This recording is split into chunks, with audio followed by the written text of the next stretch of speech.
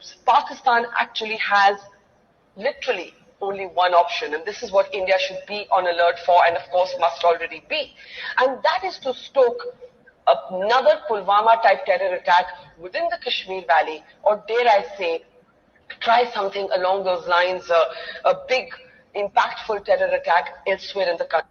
Coming to Pakistan, she's somebody who has covered Pakistan extensively, India-Pakistan relations also. So I don't know how she can falter so big.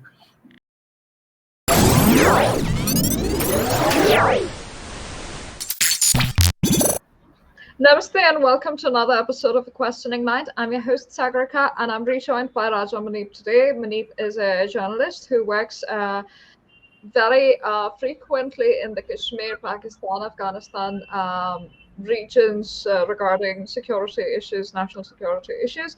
Manip, very welcome. And today we have an interesting discussion planned. Thank you, Sagrika.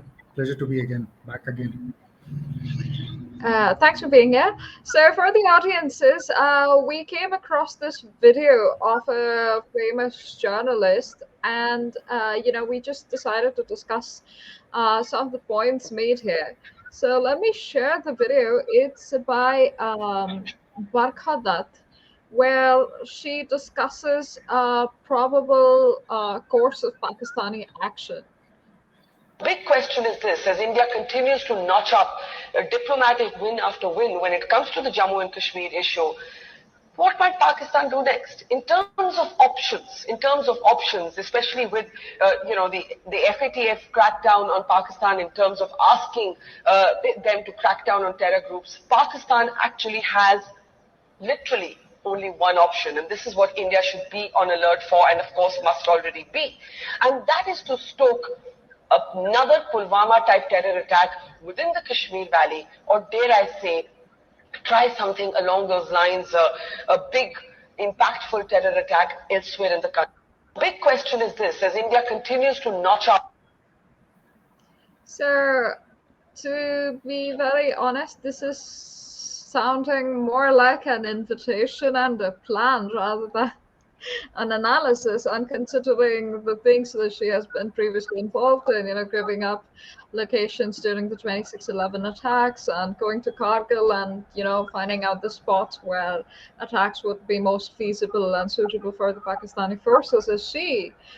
I really must ask if this is, some sort of agenda where, she's actually framing what Pakistan can do as a possible course of action against Indian security.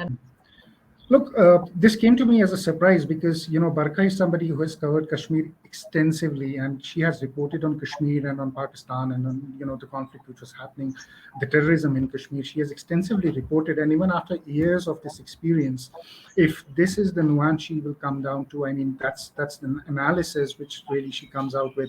This video went viral recently. I don't know when she recorded this, but it's recently gone viral. But look, she's got it wrong, and I'll tell you why she has got it wrong. After the abrogation of Article 370, we have to understand that Pakistan's investment of terrorism into Jammu and Kashmir has been defeated. Now, I'm using the word here nearly because, it's not 100% uprooted, but then yes, there is a huge change, and their assets are down, their terror financing are down, has been curbed. The whole separatist leaders have been put behind the bars. Their whole ecosystem, Jamaat-e-Islami, has been banned, which was a huge proponent of, Pakistan in Kashmir. So, if you look from that point of view, Pakistan is nearly defeated. Its insurgency, its plan of terror in Jammu and Kashmir is nearly defeated. And in subsequent years, we have seen the change on the ground. We saw it on the 15th of August of this year, how people were, literally out on the road celebrating Indian Independence Day. We've never seen something like that happening in Jammu and Kashmir in the past 30 years. But coming to Pakistan, she's somebody who has covered Pakistan extensively, India-Pakistan relations also. So I don't know how she can falter so big by saying that, making a very simpleton kind of a analysis where she's saying that, the only option left with Pakistan is that of planning another Pulwama. Why Pakistan cannot do that exactly is the problem, and I'll tell you why. Because if you remember, after Pulwama, the biggest deterrent Pakistan had created in 30 years was that of a nuclear deterrent. That if India takes a step or tries to escalate the conflict, or do something militarily, Pakistan is a nuclear power, and they had this nuclear deterrent which they played to the blackmail. We saw that played after the Mumbai attacks in 2009, right? But this government broke that deterrent. They went ahead and they stuck in Balakot, deep inside Pakistan, and they called them out. So they called their bluff out. And since their bluff has been called out, look at Pakistan from last 1 year till now. The Pakistani economy is in shambles. The Pakistan politics is in shambles. Pakistan as a nation is crumbling down with effect of extreme radicalization and radical elements taking center stage in Pakistan. We are seeing almost everyday videos of minorities being lynched, their places of worship being burnt. We recently saw what happened in Faisalabad. We have seen minority girls being picked up and converted forcefully. So Pakistan is something which is really crumbling down. But where is Pakistan? So can Pakistan afford a Pulwama? Absolutely not. Can Pakistan afford a military direct confrontation with India at this point of stage? Absolutely not. Given the shape of their economy, given the way they are going with Afghanistan, the problems they have, ingrown with TTP, I don't think Pakistan is in a position where they can actually perpetrate another Pulwama. But what is Pakistan trying to do since a year and a half? And we have to be very careful about that. And that starts with the information warfare and the trying to Hmm. exploit the what you call the weak lines within, or the fault lies within the country. If you remember that India versus Pakistan match, the tweet which India lost to Pakistan, and the tweets which started coming targeting Mohammad Shami, that started from Pakistan. It created a frenzy in India, right? So they're trying to play on the divide, on the regional, or on the religional divide within India. We saw latest what happened in Noor, the riots. There were dozens of accounts which are operating out of Pakistan on WhatsApp, on YouTube, on Telegram, and different social media channels. So what Pakistan is trying to do is Pakistan is trying to create a divide within India, within its own religious communities, and want to play a Hindu versus Muslim card. And why is that significant? Because Pakistan knows that India is, there is no comparison now. The gap is way too much between India and Pakistan. And the way India is going ahead in next 3 years or the next 5 years, the projections are, it's going to make leaps and bounds. It's going to grow a lot, right? And what Pakistan would try to do to scuttle that, because they know since Narendra Modi government has been in power, they have been very decisive against terror.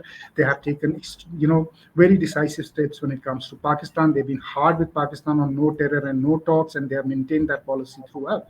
So Pakistan somewhere wants to see a very weakened government in India, and for that they are trying to perpetrate the best card they can, and that is the religious card. Now, this card is not only played in Haryana; we have seen it played in Mewat region. There is Rajasthan, UP, and Haryana, all these three states, where eventually these WhatsApp groups and these social media, different social media platforms were used to trigger riots to radicalize Muslims. But this effort to radicalize Muslims and rest of the country is also on. For example, let me state Kerala. In Kerala only, NIA arrested 9 Al Qaeda. I would not call them operatives, but rather, sympathizers who were planning some sort of an Al Qaeda kind of an attack in India, right? And wherever there is Al Qaeda, we know we have an ISIS print, we have an ISI print, and ISI and Al Qaeda is hand in glove in a lot of terror operations across the world. Eventually, it's Pakistan who gave rise to Al Qaeda. Osama bin Laden was their guest in their own country when he was taken down by the Americans. So we've seen that in Kerala. We have seen that in West Bengal. NIA raids have proven that across the country, what Pakistan is doing, it's using a very clever information warfare strategy. Now, let me tell you why they are succeeding also. Because look, I'm gonna quote one example, right? And what happens is Pakistanis do put the content out there, but then who gives them traction is my question. For example, recently we saw that Pakistanis, there was a lady who came onto and said that, oh, yeah, and then started equating it with India in Manipur and all that, and that Oh, was the Russian lady. yes. So It's, that might let have me gone out there. let me try So, bringing that up. because I'm sure some of the audience may want to see her. She turns out to be a very famous person. Just a second. I'm sorry, I'm forgetting her name right now. Otherwise, I would have given you the Twitter handle as well. But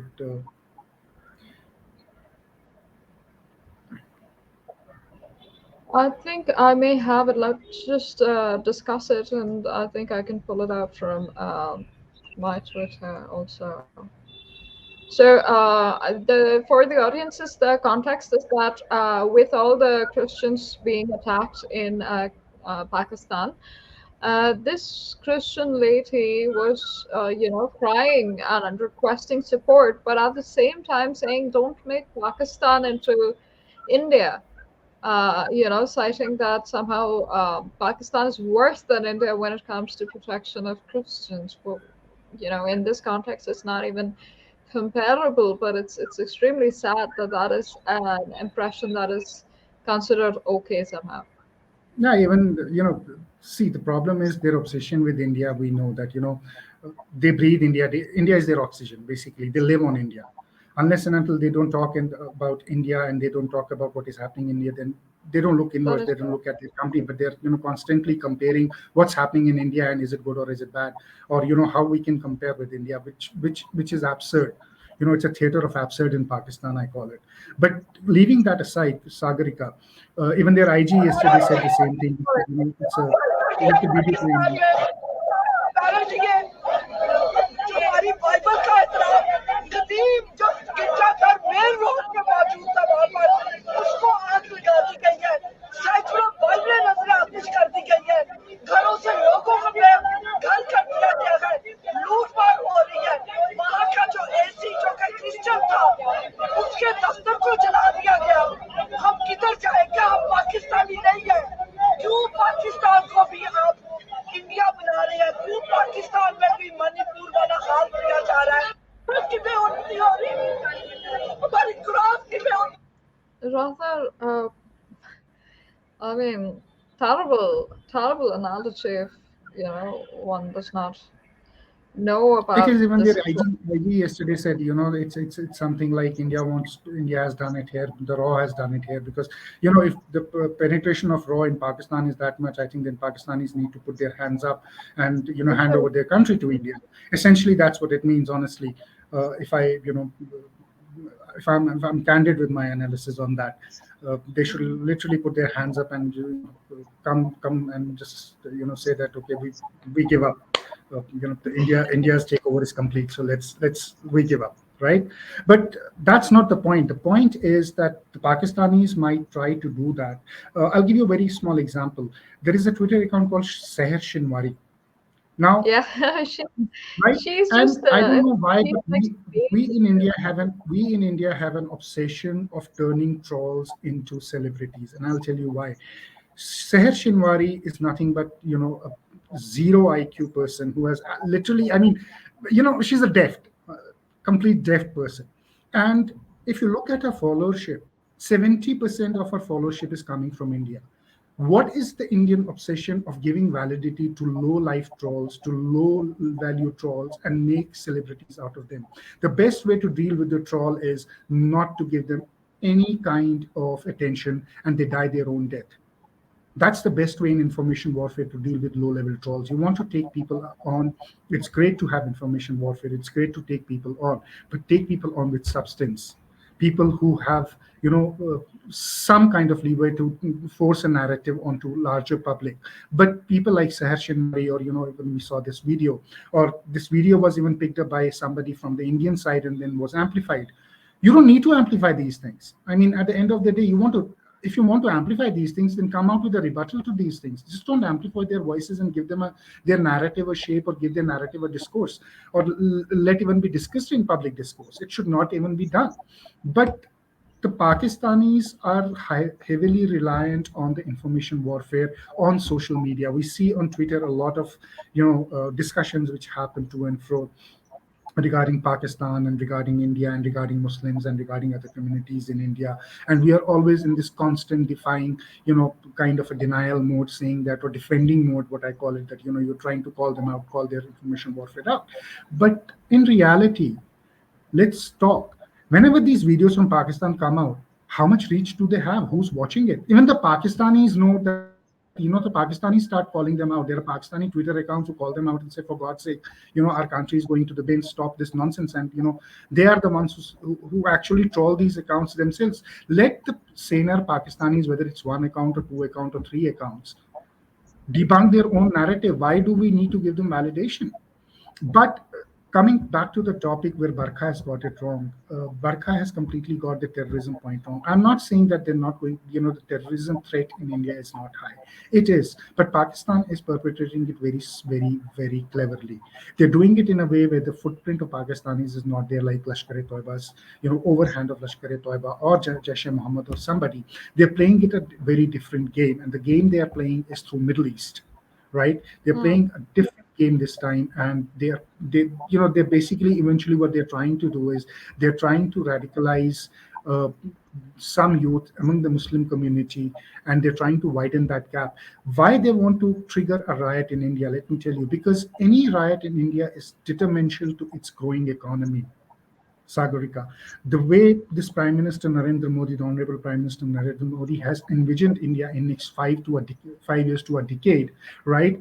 Anything to sabotage that, the best bet for Pakistan would be to trigger instability, political instability, social instability within Indian mainland. And that is a card they're trying very hard to play. And sadly, we are seeing some opposition parties falling to that as well. We are seeing what they're doing in Kerala. We have seen, IUML, the way they are going in Kerala. They're trying to play that polarization, trying to play that divide. But that's the politics of it. But apart from the politics, the national security threat, the larger national security threat, which I see, is the Pakistani information warfare. We need to ably, divide it into two groups. One is the low-level trolling. We need to, kill them, not give them any oxygen. Yes, wherever it matters, we have to come out and, debunk them, and we have to take them head on. But uh, I really, I'm surprised. I'm surprised that after covering so many years, uh, Barkha has absolutely got this one wrong. Uh, you know, because the Pakistani game plan has changed, and she has clearly failed to see the Pakistani changed game plan. She still thinks that the Pakistan is capable, or Pakistan will be taking the older route of terrorism. I don't think Pakistan is going to do something like that directly. But where I see Pakistan meddling in India is entirely on a different dimension, and a dimension which we really need to be very, very careful about. We need very strict monitoring of our social media accounts, social media platforms, because these are only dozens of accounts, and we have seen it in Jammu and Kashmir. At a time, there were 40,000 pages on Facebook, YouTube, which were operating in Jammu and Kashmir, radicalizing the youth and working onto them. So I think that is the stage where we are at now. That is where the Pakistan is a threat, and that is where we need to deal with this threat. Thank you, Manib. I think that's one thing I actually wanted to come to, whether the Indian government and the establishment is failing to make social media accountable. Because if we have to talk about the point 0.5 war, of course, one front is Pakistan in itself. Plus, if they are so involved in the point 0.5 as well, one, social media is not being regulated adequately or frankly at all. Two, the fact that this kind of social media discourse can translate into on-ground violence is very terrifying to the common person, because the monopoly of violence is not with the state. It is, so divided, and I'm not sure that intelligence can keep up with quite so many fault lines, because when you have new, tomorrow it could be Bhatkal, another time it could be Kerala. At one point all of these issues can be inflamed, right? And if the state does not have monopoly on violence, then how are these to be controlled and dealt with adequately before they happen? Look, it's a cat and mouse game. I would not call it a failure. Had it been a failure, we would have seen far outreaching consequences happening on the ground. India would already have been burning, right? We have identified the ways they are doing it, right? And yes, the social media accounts are there. They might be operating in different areas, in different zones, on different platforms. But the intelligence agencies are up to the game, and they keep on identifying, they keep on blocking. But I think there is a role of an Indian citizen to play and to be cautious and to be, I would say, a bit alert onto these things as well. If they see something like this or suspicious something like this, they should point it out, on Twitter or on Facebook, and report it to the agencies, report it to the local police. I think that to scuttle it right from the start, instead of making it a big discourse and having a discussion and making it a to and fro, I think that's where a common citizen who's using Facebook or who's using Twitter or some other platform needs also to be vigilant and call out this kind of propaganda as soon as they see it, rather than indulging into it, or rather than engaging with this kind of propaganda and creating to vitiate the atmosphere more. I think that's one thing which we need to do. But yes, look, by and large, if we look at the way, uh, is it something which they have a monopoly on? No, absolutely. They're trying their best to do that. But despite what they're trying to do, it's not working for them on the ground. Why is it not working for them on the ground? Because one, they're trying to capture a very small fringe kind of an element which is on the ground, right? Not everybody is going to fall off to their propaganda. Two, the security agencies are doing their work day in and day out. Look at the way NIA has literally gone after terrorism in India. Almost every day they're carrying out raids, whether it is Al Qaeda, whether it is ISIS, whether it is PFI, whether it is Naxal, whether it is narco terrorism. We are seeing a very, very strong uh, kind of a vigilance. We are seeing a very strong response from the Indian security forces. So they're on the top, right? The Indian intelligence agencies are on the top. They understand the game, they get the game. But the problem is, once these things reach the public discourse, and that's where, controlling a narrative is very, very difficult, because once it's out in the public, it's out in thousands and lakhs and millions, then to control a narrative is very, very difficult. And that's where they try to play on the minds of people. They try to create this, keep on this 24/7 kind of a divide going on. We see Twitter spaces happening, people going in, coming out, abusing each other, and then painting the whole town red. And that's the tendency how beings behave. If they're pushed to a wall, and that's how they behave. They will eventually call you out, or they'll try to fight with you. So I think that is something which is happening, and that is something we need to be very, very careful about. The Pakistani plan is very simple. They want an unrest in mainland India before the elections of 2024. That's a clear-cut plan Pakistanis have. They're working on that plan. The security agencies are onto their plan, but happening a Pulwama kind of attack in Jammu and Kashmir or somewhere, look, Pakistan will be really, really in trouble if that happens, because the response from Indian side is going to be extremely, extremely forceful, extremely strong. So I don't think Pakistan is in a position to take that kind of a response from India as of now. That's how I put it across. All right, Manip. My last question before I let you go is, what do you think? What do you think Barkhadat meant? Because I would rather address the narrative space here. Uh, Look, one I, thing I is think what she meant was she was analyzing what Pakistan's response could be, right? And she has right. Do you oversimplified that think response, that looking at just from one angle of Pakistan, that Pakistan is always, trying to. And look, given the past, that's what Pakistan has always tried to do till Balakot, right? After Pulwama, things changed, because they were no longer in a position to carry on with the same policy. I think that's oversimplification of things, saying that this is the only response Pakistan can generate. But she has to coming from a very senior journalist, I'm surprised. I'm seriously surprised that that's a very oversimplification kind of a response. That is not what Pakistan is up to. The Pakistanis have changed their game plan in last 3-4 years. It's quite visible. Even in Kashmir, it is visible.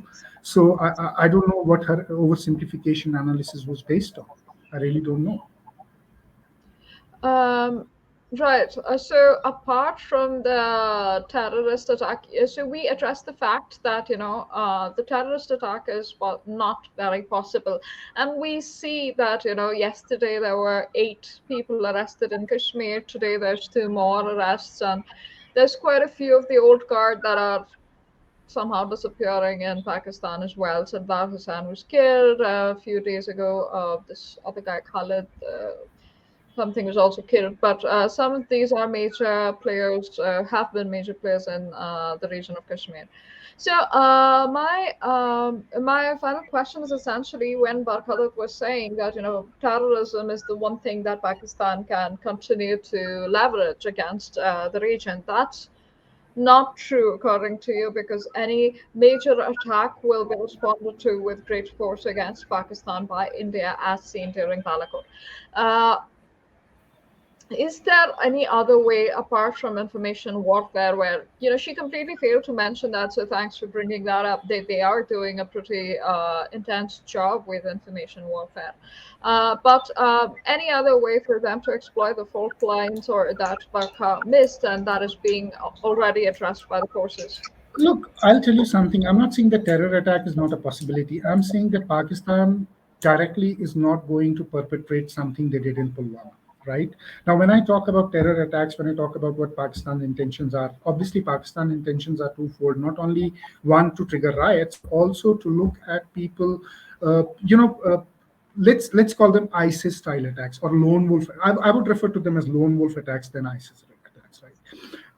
To to look at people who have the ability to carry small or medium kind of terror attacks across the country. We have seen NIA thwarting a lot of that Mhm. kind of attacks, which were planned by these people, right? And ISI does have a hand in those. Pakistan does have a hand in those. So yes, they're trying to indirectly now create a kind of an atmosphere where they've low intensity terror attacks followed by more Hindu-Muslim divide, followed by more violence between the two communities. So that is what Pakistan is essentially looking at. And that is, what they look. Any major terror attack directly linked to them, Pakistan knows it's coming to them. And I don't think they are in a position to, handle that. I'm again saying this. It will be suicidal for Pakistanis, but then, Pakistanis are very much capable of doing suicide time and again. It will be suicidal for them to attempt something like that. So even something like that is attempted, it's going to have far more consequences for Pakistan than they can imagine in their dreams right now. That's what I'm trying to say. All right, all right. Thank you, Anit. Thanks. That was a very in-depth explanation. Thanks for joining me today, and I'll see you soon. Thank you, Salvika. Pleasure.